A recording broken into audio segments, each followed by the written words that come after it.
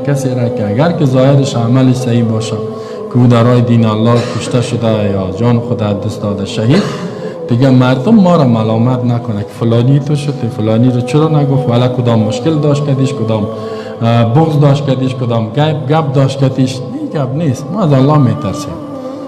ما چیزی میگیم که پیامبرش گفتگیست و یک گپ فکر میکنیم، بعد از او گپ خدا کوشش میکنیم که احساساتی نگوییم. یکی گپای احساساتی است،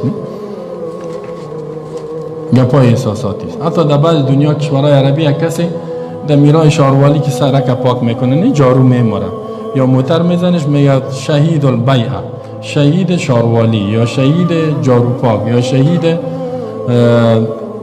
نانپزی. یک مثلا یک کسی خدمت میکنه به مردم، نان پخته میکنه، دستش خطا میخوره در تندور میسوزه، میگه شهید نانپزی.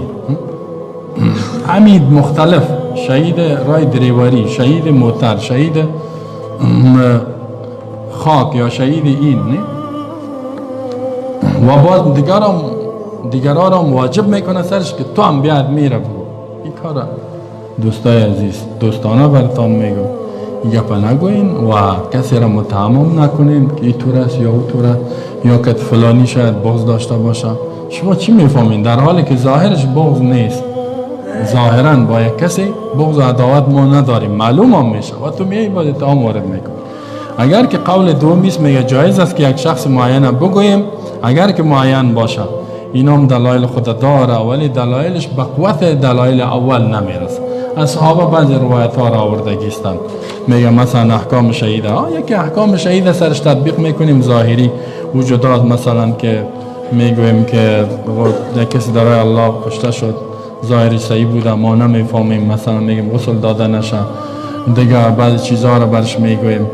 اگر باز کسی هم بگویه، بعضی علما میگه اگر بگویه که کسی ظاهرش خوب باشه شهید باذن الله، این هم کدام باکی نداره، اما احتیاط دیگه بکار است.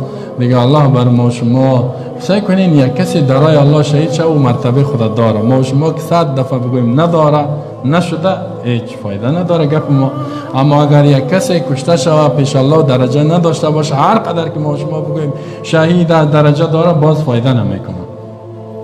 بنان پیش الله معتبر است که پیش الله یک کسی شهید باشه، پیش الله یک کسی اهل جنت باشه.